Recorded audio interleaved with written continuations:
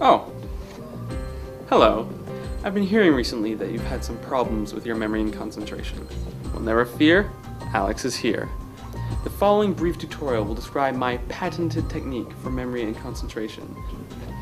By following these simple steps, you will be on your way to higher success in your academic career. 1. Where are you? Consider studying in a quiet area as opposed to somewhere crowded where noise might divert your attention away from the task at hand. Here we have a student who didn't pay heed to his surroundings. Look out! 2. What is the state of your environment? It is much harder to stay focused on your work if you are always searching for what you need. Always try to keep your desk clean and orderly. 3. Who are you with?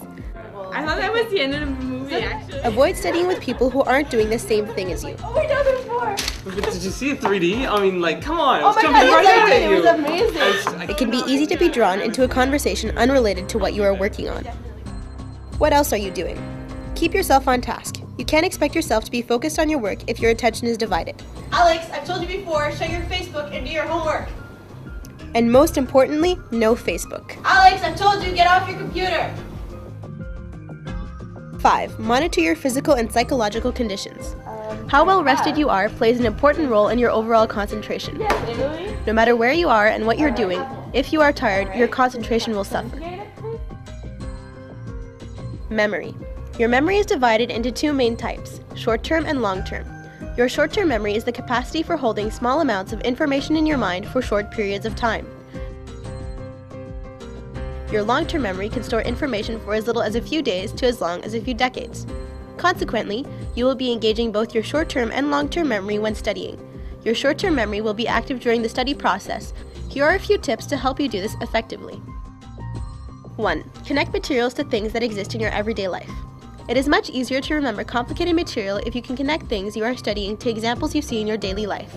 Consider ethylene, a plant hormone that increases ripening in plants. 2. It is easier to remember things by song, humor, and sex. The human mind more easily remembers information that is sexual, humorous, personal, etc., as opposed to arbitrary sequences.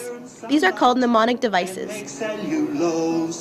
Every plant can do this. This is stupid. Rhymes, songs, jokes, and meaningful experiences that you can associate with your study material will be easier to remember than random information.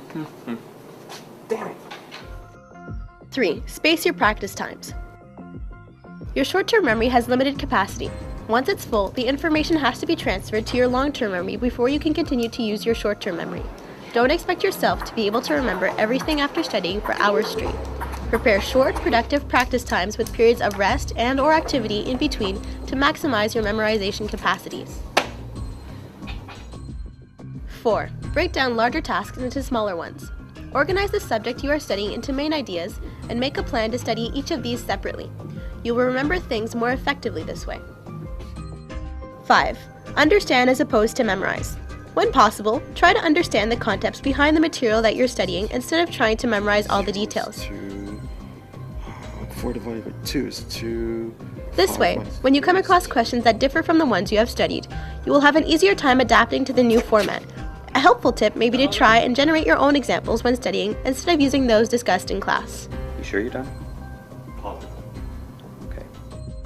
Finally, 6. Sleep. Sleep is probably the most essential ingredient to an effective memory because it consolidates and optimizes the layout of memories. All right, good night, Mom. Good night, sweetie. Studies have shown that students who suffer from a lack of sleep generally have lower grades and impaired concentration.